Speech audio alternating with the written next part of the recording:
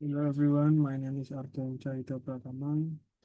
So in this video, I will do a reaction video about self-confidence.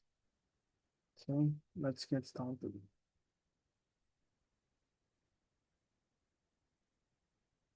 Okay, let me share the screen first.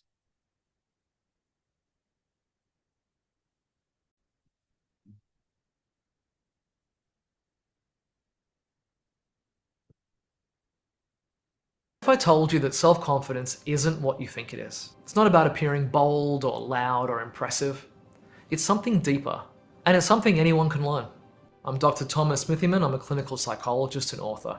I've spent decades helping people work on their self-confidence, and I've been through the process myself. For years, I thought self-confidence was about projecting an image or trying to fake it till you make it. But psychological research and my own experience have taught me something completely different. In this video, I'll share what self-confidence really means, why what we usually do doesn't work, and how we can build lasting, authentic self-confidence.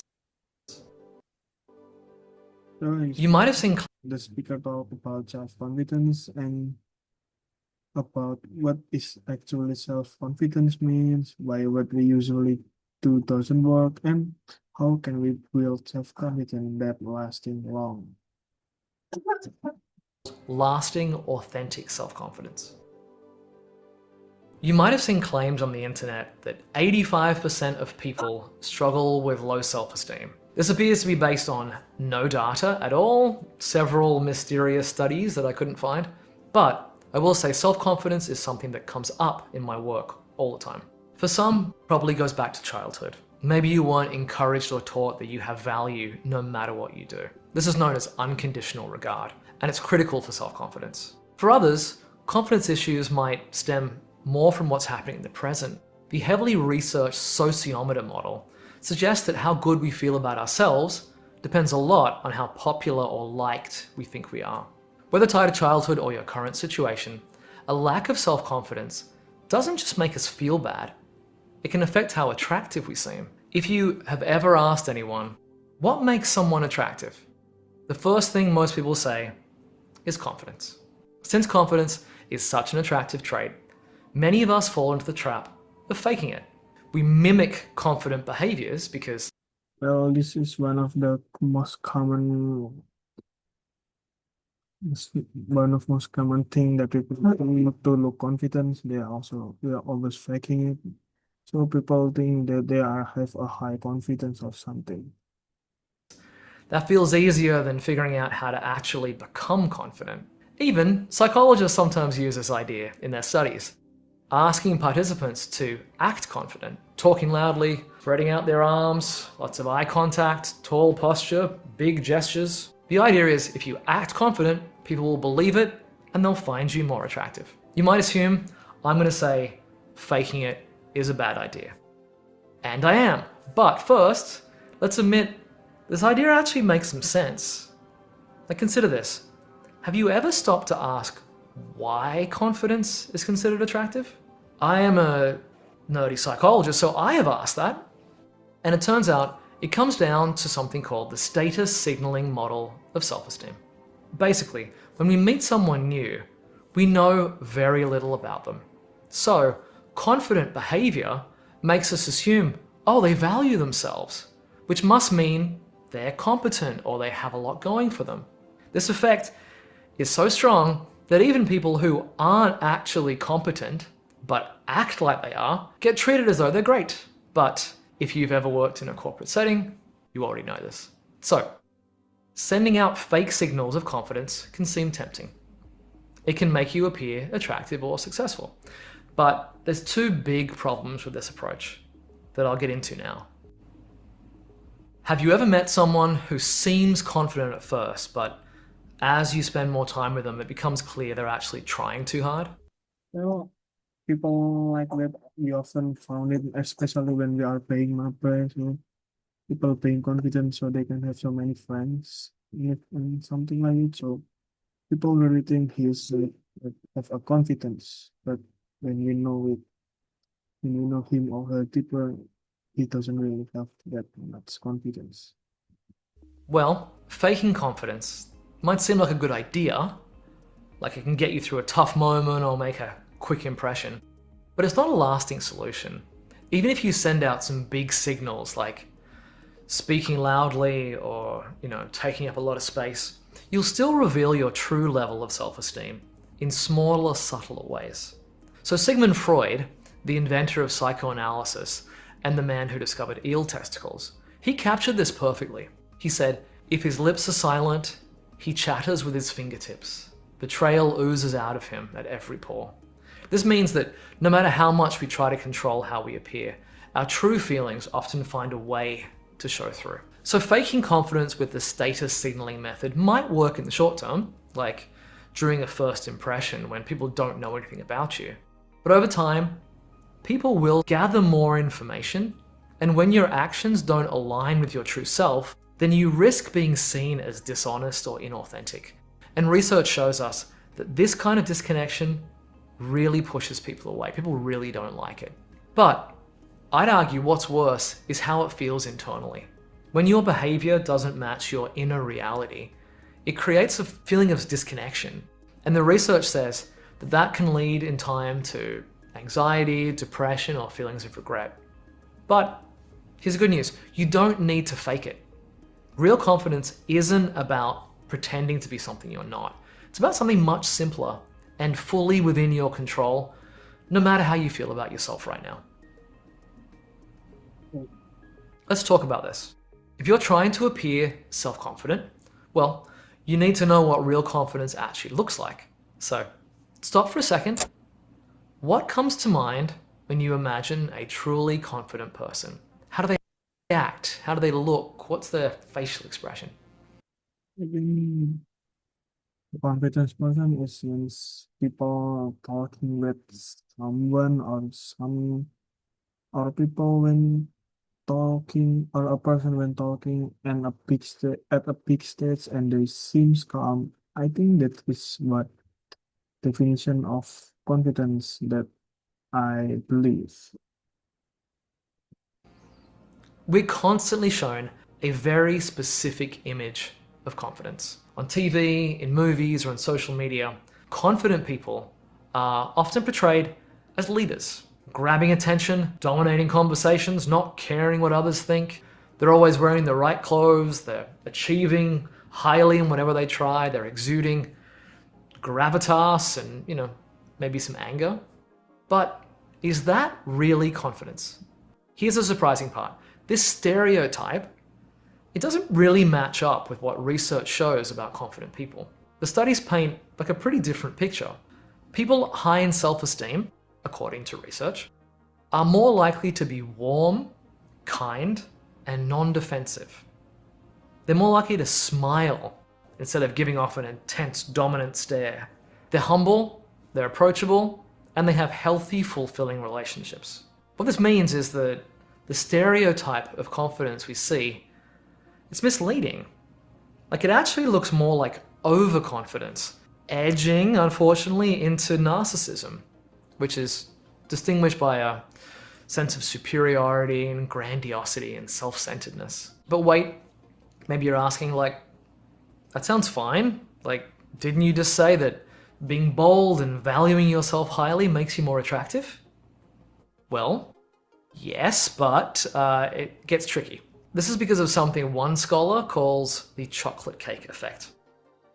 Like chocolate cake, narcissistic people seem appealing at first.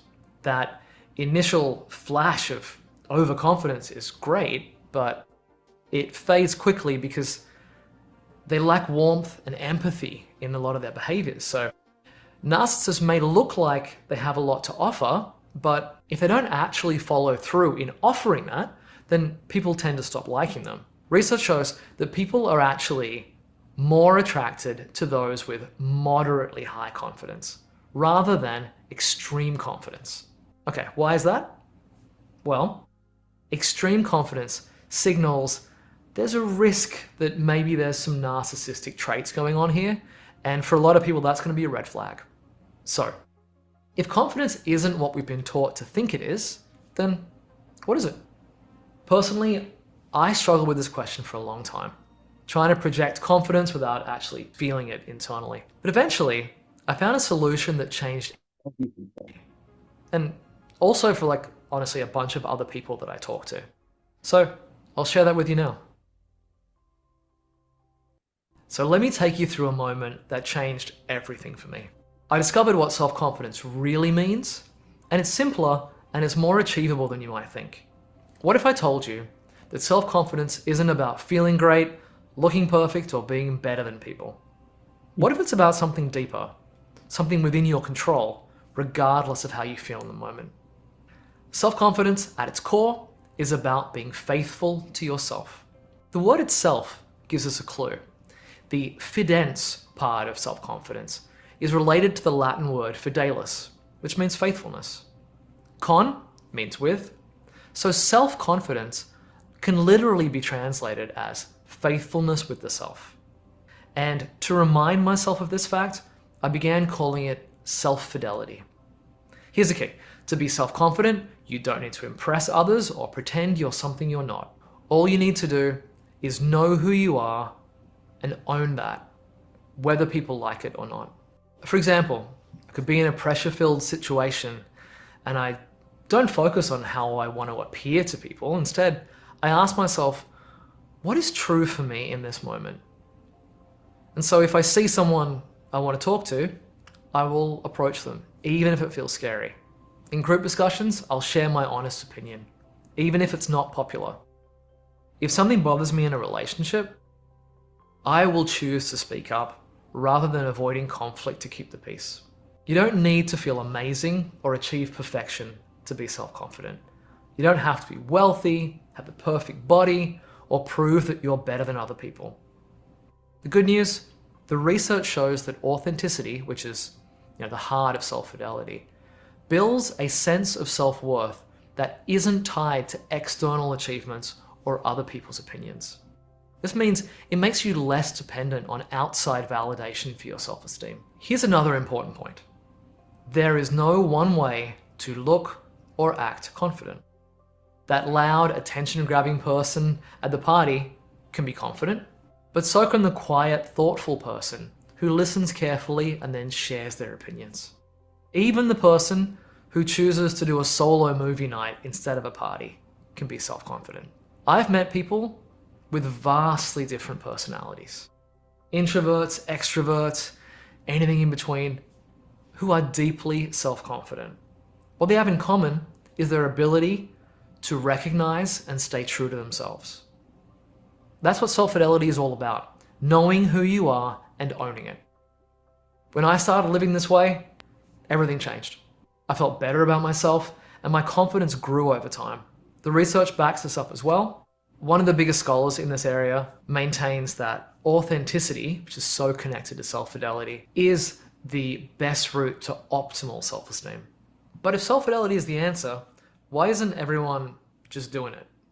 There's a reason it's so hard, and it's rooted in something we've all struggled with. So let's explore that next. If it's the key to real confidence, why aren't we just doing it all the time? Well, the answer lies in our basic human struggle, the conflict between being accepted and being authentic. This is something that we have dealt with our whole lives, and we will continue to face. We don't want to lose the acceptance, the connection, the approval, or the love of the people in our lives. Because of this, we sometimes ignore our own needs, we stay quiet about issues, or we hide parts of ourselves that we think other people won't accept or appreciate. In trying to keep acceptance, we often sacrifice our authenticity. But here's the good news. The moments when you take that risk to be your true self, even when it feels like you might lose connection, these are the moments when you really demonstrate your self-confidence. That's when self-fidelity really shines, and people will see that. Okay, I do want to emphasize something important here because it comes up a lot in my work with people. To be self-confident, you don't need everyone to agree with you. You also don't need to convince other people that your opinion is the right one. Self-confidence is simply about owning who you are and where you stand. And this is part of what makes self-fidelity so powerful. It allows for so many ways to show up in the world, Because being true to yourself isn't about fitting a mold, it's about being your authentic self. One of the great things about self-fidelity is that it doesn't just make you feel good, it also earns you respect. So when you stop people-pleasing and you start staying true to yourself, people begin to notice and they'll treat you differently. If you act as though you're valuable, people would believe it and they will treat you accordingly. But if you act like you don't matter, others will follow your lead. And this is important because many of us, we don't actually need to be more likable. We're already warm, we're already curious, you're already caring. What we need is to balance all that warmth with self-fidelity, knowing and owning our worth.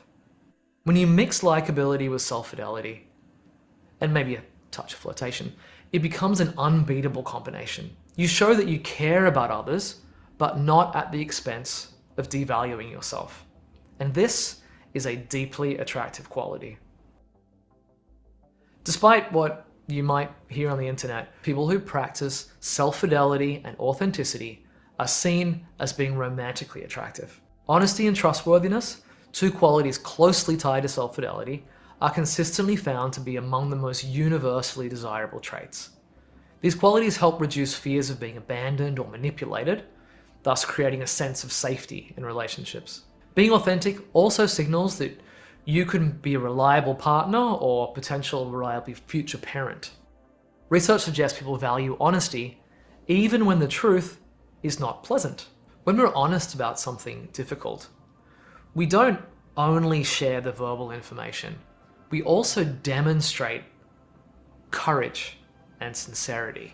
And these are very appealing. And interestingly, studies show that we often underestimate how much other people value authenticity and how negatively they view concealment. Okay, in relationships, self-fidelity is a key driver of satisfaction. Studies show that believing your partner is authentic leads to greater relationship happiness and less conflict. When partners share their genuine feelings, it helps create a sense of connection, like being on the same wavelength. On the flip side, hiding your true self can have some pretty serious downsides. Suppressing our emotions so they don't show increases stress and it weakens intimacy over time. Not just for you, but this impacts your partner in the same way. At our core, most of us want to be loved for who we really are, despite our flaws and our imperfections. And that is why self-fidelity is so important in relationships. When someone tells me their partner is losing interest or attraction, my first question is normally about their current level of self-fidelity. Even in good relationships, staying true to yourself can become harder as you grow closer and more attached to your partner. I've learned this the hard way. Self-fidelity, being truly honest about your feelings and needs, isn't just about loving yourself. It's also about loving the other person enough to be honest with them, even when it makes you feel uncomfortable. This can be really challenging, even though research shows that authenticity strengthens relationships. Sometimes, when things seem to be going well, it can feel easier to avoid conflict by keeping quiet about our own needs. But I've seen over and over again that this approach can backfire. I talked to someone once who thought he was putting his partner's needs ahead of his own. He thought he was showing love by always going along with what she wanted, and he thought that saying yes to everything would keep the peace. So he was surprised when she told him that she'd started losing attraction and interest in him. He was confused because he believed his actions were demonstrating love. And what I told him was this: having self-fidelity in a relationship is a deeper version of love. You love them so much that you are willing to tolerate the discomfort of being honest with them. This isn't easy, especially for those of us who want to make others feel good. For us, it's actually a sacrifice, but it is one that ultimately leads to stronger and more fulfilling relationships. And I have sadly had to learn this lesson again and again in my own life. Practicing self-fidelity doesn't just change how people see us, it changes how we see ourselves. If you read my book, you know about rejection month, when I made it a point to face rejection repeatedly. At first, it felt terrible. My confidence, especially the kind that's tied to external validation, it just tanked. But as I kept going, something amazing happened. I felt my confidence rise in a completely different way. It wasn't about how others saw me, it came from being authentic and faithful to myself. I was doing hard things that truly mattered to me, and I wasn't letting fear hold me back. I still remember saying, I feel so confident now. Not because people like me, but because I like myself. And here's the funny part, as soon as that happened, people started liking me as well. And this isn't just my experience. Research backs this up too. Authenticity, which is staying true to yourself, is strongly linked to lower anxiety, higher self-esteem, and a greater overall sense of happiness. Self-fidelity isn't just a confidence builder. It's a game changer for how we feel about ourselves and our lives.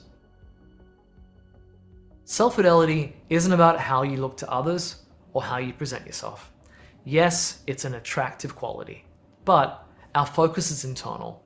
So over the years, I came up with a self-fidelity diary exercise that really helped boost my self-confidence. I can maybe show that if people are interested. But I also started looking for behavioral opportunities to put self-fidelity into practice.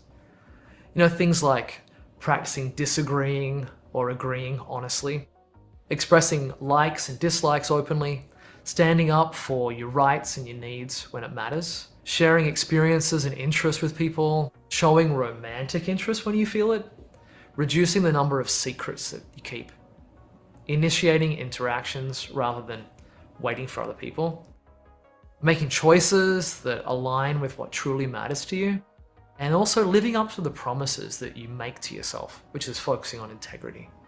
Spend time trying to identify who you are and what matters to you. Then show that to people. When you live in alignment with your true self, you stop chasing confidence. It happens naturally. You stop seeking approval from others because you trust yourself. And the best part, the relationships, the respect, and the happiness you get, they're built on something real. That's the power of self-fidelity. Okay, so self-fidelity is powerful, but it's not the whole story. If you focus on it alone and you ignore the other key principles, you might run into problems. In fact, it is possible to approach self-fidelity in ways that create new challenges. So, keep watching to discover how to balance self-fidelity with the other traits that create deep confidence and lasting connections.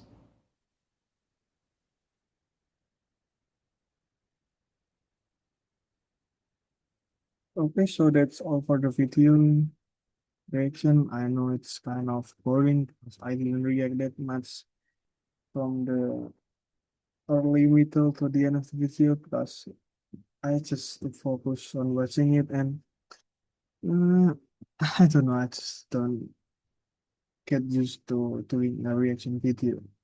So now let's answer some question from Mr. Daud.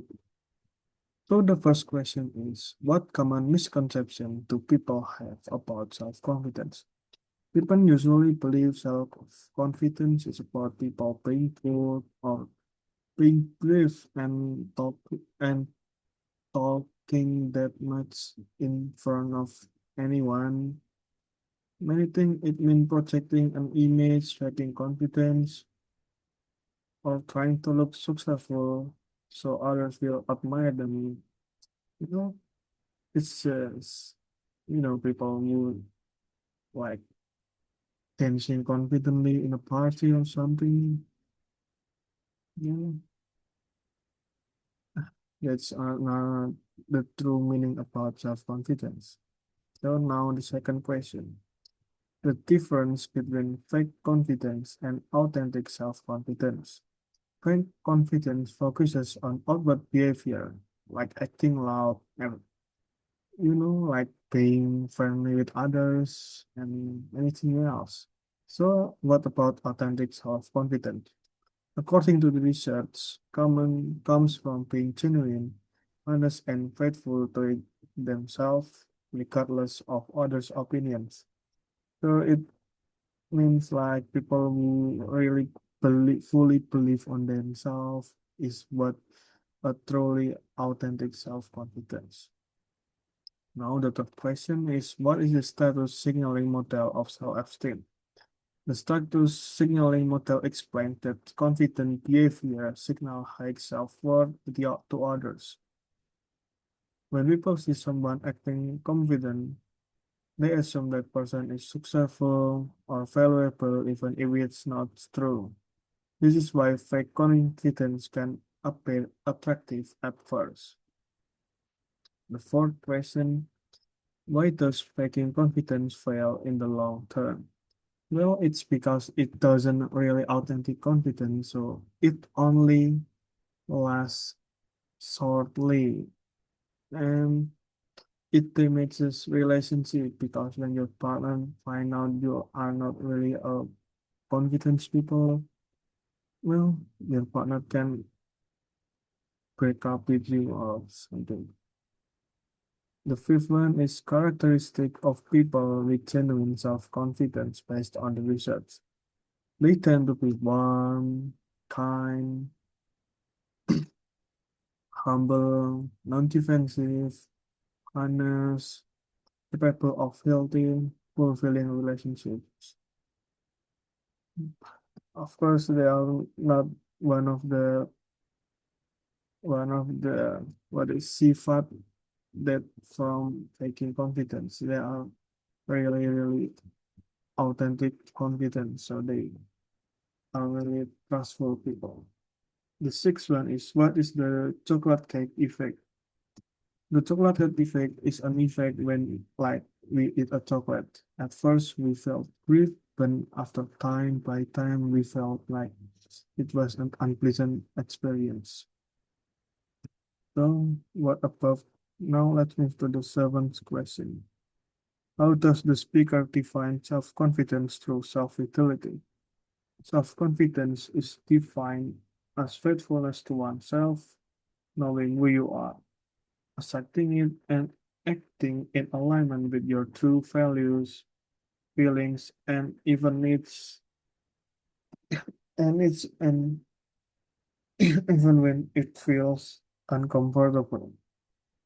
The next question is, why does authenticity create deeper and healthier relationships? Research show authenticity builds trust and emotional safety, stronger emotional conception, less conflict and anxiety, greater relationship satisfaction, and being honest show courage and sincerity, which strengthen bonds of two people. The next question is, what internal conflict makes self-utility difficult? The conflict between wanting acceptance and approval and want to be authentic and true to oneself. People often sacrifice authenticity to avoid rejection or conflict. Next question is, what personal experience did the speaker share? The speaker shared about his rejected mom, where he intentionally faced rejection. Although external validation decreased, his real confidence grew because he stayed true to himself. He learned to value himself regardless whatever happened in the past. Next question is, do you think this advice could help college students in Indonesia? Why or why not? Yes, it definitely could help Indonesian college students because when Indonesia people, Indonesian college students start to believe in themselves, they can really, really get their authentic self-confidence. They are not faking it. So people around him will be trusting fully and it can lead to better life. The next question is, how does this video change the way you think about failure? Well, the video mentioned that failure doesn't mean lack of work. It's all courage and commitment. At all, the most important is it is about yourself. Because when you failure, you are the one who can change it, not any other people. Next question is, have you ever avoided doing something because of fear of judgment? what happened? Well, yes, I definitely experienced this. For example, is when I run a class and when I have a group assignment with people that I really doesn't know, and we are discussing about the assignment. But when I with people that I doesn't really know, I feel nervous. I'm feeling scared. I fear of the judgment. That's really kind of sad, even though it's my fifth semester, but sometimes I feel like that, even though I have known my friend in the class for like 2.5 years. But for now, sometimes I feel like that. Next question. What strategies help manage self-doubt or anxiety in academic life? Well, definitely it's reminding myself that mistakes are normal, preparing to make a great preparation before doing presentation, practicing honestly about stress instead of hiding it, and focusing on effort, not perfection. Do what you can. Don't always think about perfection, but always think about do your best. And the last question is, how can students support each other with stress or low confidence? Well, we definitely can do it when a person talk to us about his stress or low confidence. We just need to hear it, and we are talking. So we are discussing it, and what is it? How can students support each other with stress or low confidence? So they need to become they need to have a great bonding so they can share each other trauma, each other stress or low confidence without with with tanpa ragu. So they are really communicating fully and they really know each other. They can support each other and they can also push each other. So to support each other, we need of friends that we really, really trust when we are, what is it called? When we are feeling down, so we can support each other fully and not judge each other. I think that's all for the answer of each question that been given by Pak Daud.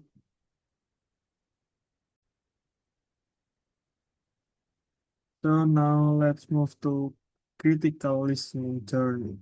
So the first question is, what was your listening experience in high school?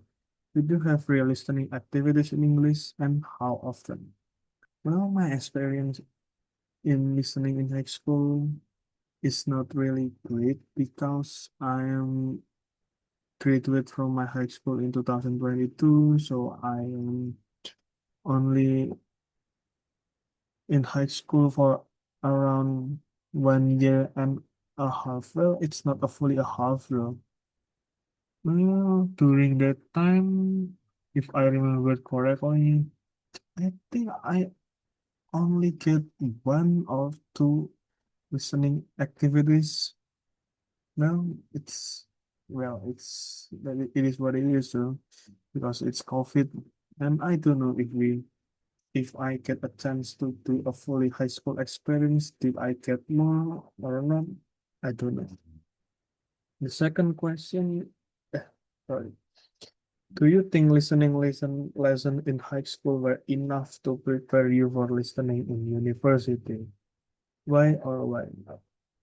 I think it doesn't enough because I think based on my experience, I think most of the schools in Indonesia doesn't really doing listening activities on English course because some of the schools doesn't really have the a good tools to doing that. So that's why you need to listen from. any other sources like from YouTube video or from movie, music, or something else. The biggest problem I face when listening English, the first one is definitely the accent, especially a British and Australian accent. It's really hard to hear. Well, it's kind of unfamiliar as for me as a student from Indonesia. And I think the uh, besides the accents, I think it's more like culture. I think because English right now has so many slangs. Yes, so if we don't get updated like 1 week, 1 or 2 weeks, we can really what is in English kewalahan to follow the new words because well we really need to update our vocabulary. Uh, but I feel about listening before taking critical listening course. Mm,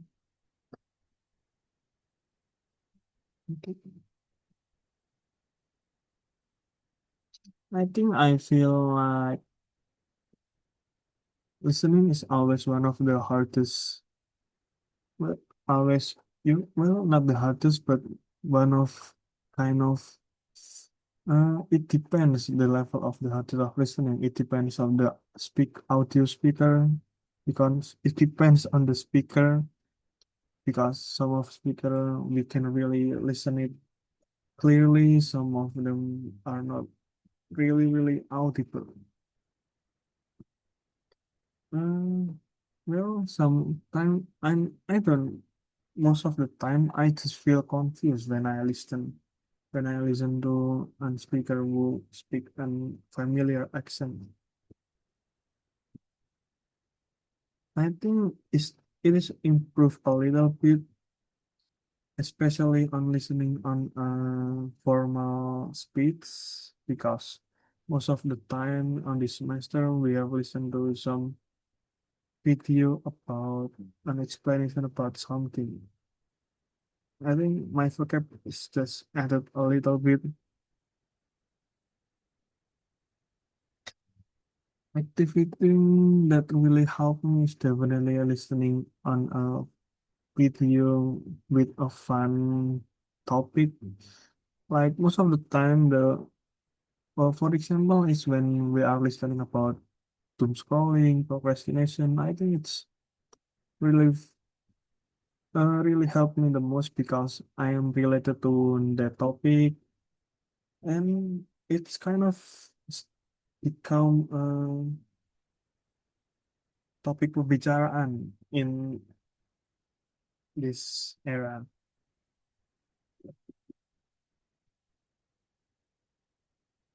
Well, I definitely feel more confident this semester because it's been 2.5 years, and after listening so many audio from the course and from YouTube video, movies, music, or I have listened so many things, I definitely feel more confident.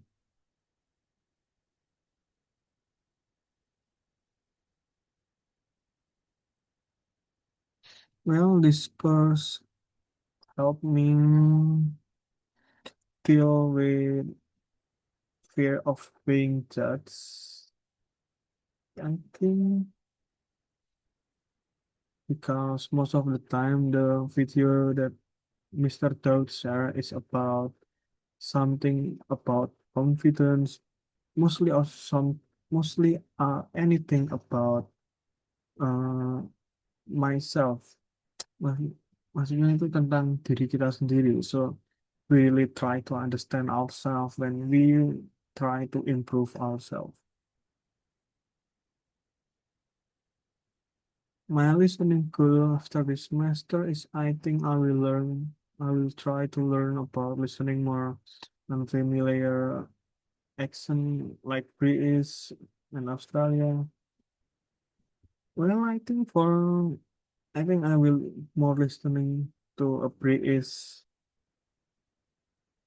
audio because lately I am really interested with segment video, beta squad video, many of YouTuber from British. Well, so for the goal of after semester is literally just trying to listen more audio that from hard accent. I think a support for writer or fans I need to continue is